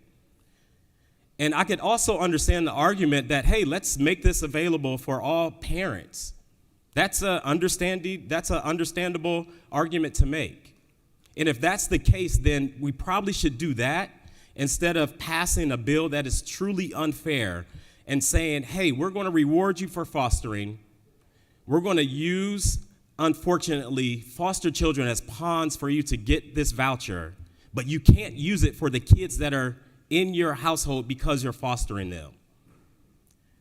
My understanding is that foster children are on average in a household for 24 months. So the argument can't be, hey, well, they're not in the family's home long enough, so it would be too difficult to make this work. And if the argument is, we have to work and try to figure this out with DFACS and how we can make this work, then let's wait and make it work. But let's not pass an unfair bill that is allowing for favoritism in a household. I'll close with this. I was blessed to be raised by my great-grandmother. And Graham was sweet, and, she was a pistol. But Graham showed favoritism, and I was that favorite. And I would feel so bad at times for some of my cousins because they felt ostracized by Graham. We're now making foster kids those kids that are being ostracized as it relates to them being sent to the school that their parents think is a good school. This is wrong. So if we want to talk about fairness, let's do that. If we want to make a real difference in the lives of our foster children, let's help them get a leg up and not brush them to the side like we're doing in this bill. With that, I will pause for questions if there are any. Otherwise, Mr. President, I will yield the will. You have no questions. All right, thank you.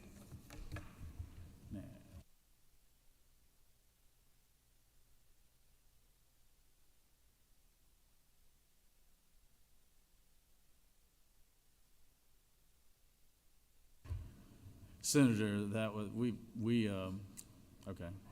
the rules are, once we have the final report, then we close debate, so I'm sorry, Senator. Senator from the 27th, it's time to close debate.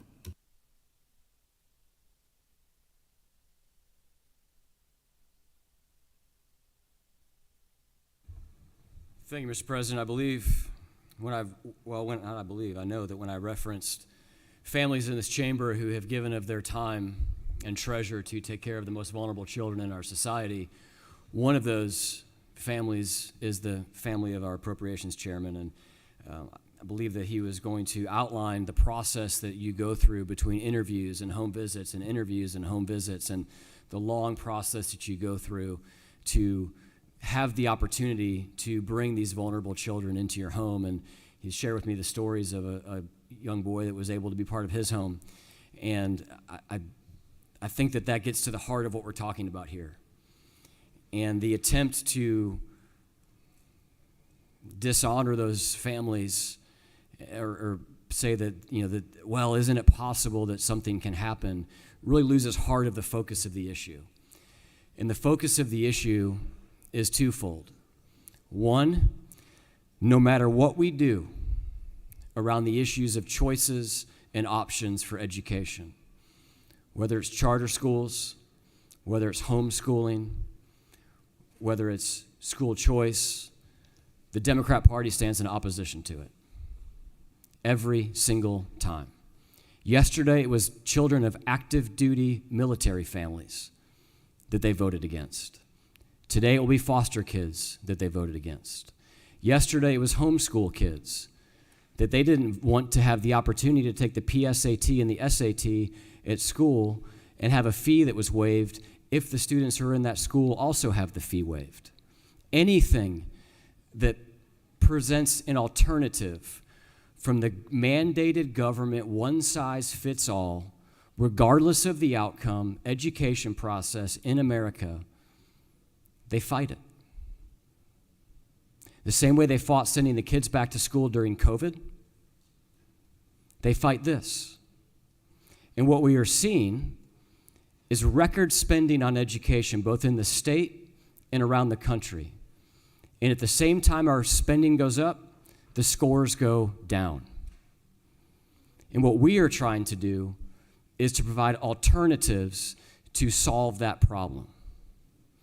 This is one small way that we both help solve that problem, but that we also help the families who have reached out a helping hand and done, frankly, what many of us are not willing or able to do. And this is one small way that Georgians can invest in the children in those families in the same way that we would invest in them, by the way, if they attended a public school. So, Mr. President, I know that we're in a posture, apparently a new day in this chamber, where we're opposing bills and seeing minority reports for the most common sense pieces of legislation. And we'll send this over to the House and make the changes that the minority whip talked about, because I think that is a valid conversation. We'll do the work that the Senator of the 38th and I have talked about in the off session to bring this back for foster children. The Senator from the 48th will have a bill before you within the next week that looks to take care of active duty military children. And sadly, I think the reality is that once again, it will be only the Republicans who stand for those families. Mr. President, I yield the well. Senator's yielded. And the Senator has closed debate. Is there objection to the previous question being ordered? Chair hears none. Previous question is ordered. Question is on the adoption of the committee substitute. Is there objection to the adoption of the committee substitute? Hearing none, the committee substitute is adopted. Is there objection to agreeing to the report of committee which is favorable to the passage of the bill? Chair hears none. Report of committee is agreed to. Is there objection to the main question being ordered? Chair hears none. The main question is ordered. Questions on the passage of the bill by substitute. All those in favor vote yea. All opposed nay. Secretary, unlock the machine.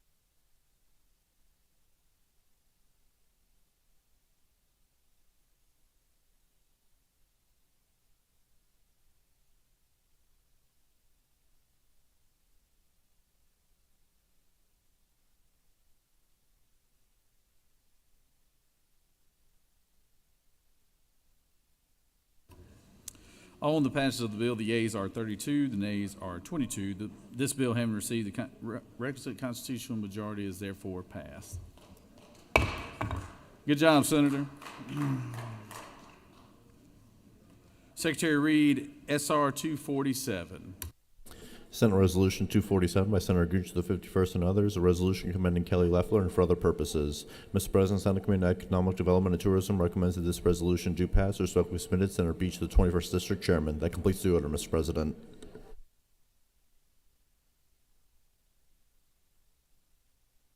Recognize Senator from the 51st.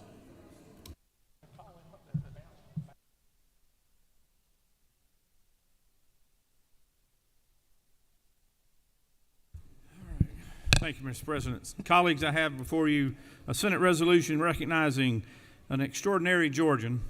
Former Senator Kelly Loeffler was appointed by President Trump to serve as the administrator of the Small Business Administration in December of 2024. And she was confirmed just last week by the U.S. Senate. Senator Loeffler brings an impressive record of public service and leadership to the role. She led a successful business career in the automotive and the financial services industries and venture capital. She went on to become a key leader for the Intercontinental Exchange and later the New York Stock Exchange until shifting her focus to public service. When Governor Kemp appointed Loeffler to the U.S. Senate in 2019, she became the first female senator in nearly 100 years in Georgia's history. In the Senate, she championed policies that fostered economic growth, she cut burdensome regulations, and strengthened opportunities for American workers and entrepreneurs.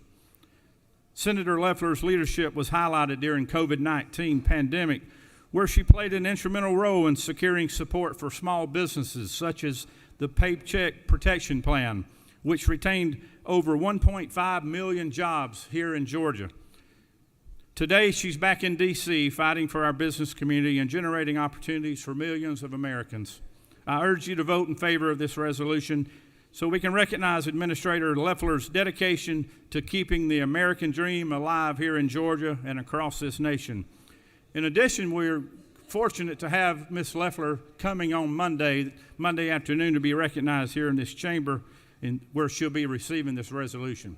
So I encourage you to vote yes for this resolution, and I will yield the well.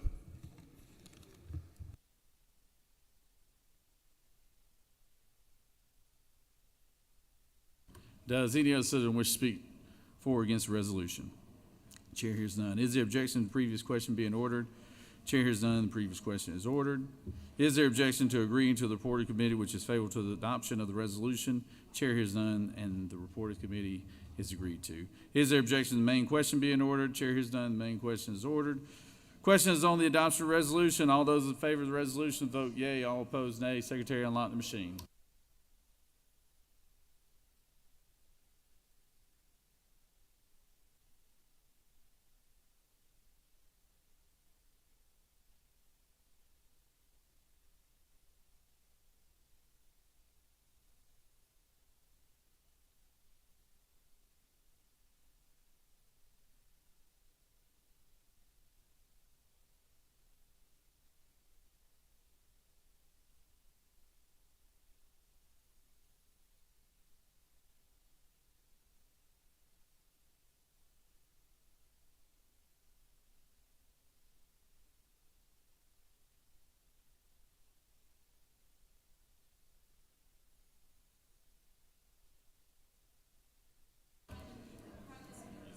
Senator for the 7th, what purpose do you rise? Parliamentary inquiry. State your inquiry. Isn't it true that Kelly Loeffler has a PAC that attacks Democrats?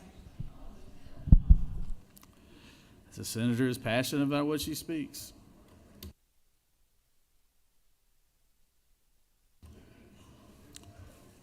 On the adoption of the resolution, the yeas are 35, the nays are 14. Resolution having received the requisite constitutional majority is therefore passed. Recognize Senator from 13th. Thank you, Mr. President. Mr. President, I ask unanimous consent that Senate Rule 4-2.1.a be suspended for a motion to withdraw and commit a bill. Secretary Reed, is there objection to his motion? I'm sorry. Without objection.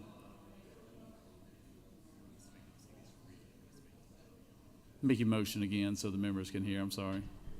Mr. President, I ask unanimous consent that Senate Bill 284 be withdrawn from the Committee from Banking and Financial Institutions and be recommitted to the Committee on Insurance and Labor. Is there objection? Sir, read the caption. Senate Bill 284 by Senator Walker of the 20th and others, bill to be entitled an act to amend Chapter 5, Title 10 of the Official Code of Georgia, annotated the Georgia Uniform Securities Act of 2008, so as to authorize the issuance of orders by the Commissioner of Securities directing persons who have violated certain securities provisions to return to investors, consumers, or clients sums paid in connection with securities purchases, to provide for related matters, to repeal conflicting laws, and for other purposes. That completes the order, Mr. President.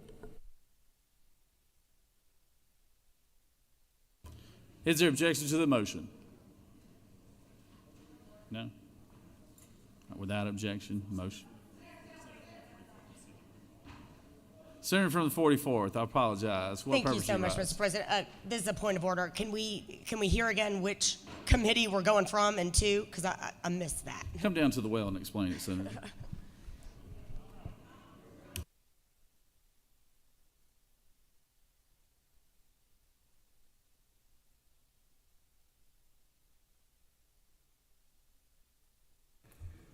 Thank you, Mr. President. Colleagues, we don't have a time frame to get this bill in, and we're trying to move this bill from banking and financial institutions to insurance and labor. And both chairmen have agreed to it. Senate Bill 284. It's just no time frames. Mr. President, that's all I got. All right, Senator, you yield the well. Senator's made a motion. Is there objection to the motion? Without objection, motion granted.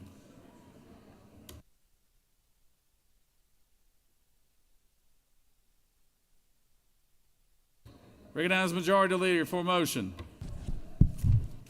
Mr. President, I move that the Senate stand adjourned pursuant to Senate Resolution 6 until 1:00 p.m. Monday, March 3rd. Majority Leader has moved. Secretary, read the announcement. Mr. President, the Rules Committee will meet upon adjournment in room 450 in the Capitol. The Regulated Industries and Utilities Committee will meet upon the adjournment of the Rules Committee in room 450 in the Capitol. At 2 p.m., the Children and Families Committee will meet in room 307 in the CLOB. The Interstate Cooperation Committee meeting has been canceled, and at 3 p.m., the Veterans, Military, and Homeland Security meeting will meet in Mez 1. That completes the order, Mr. President.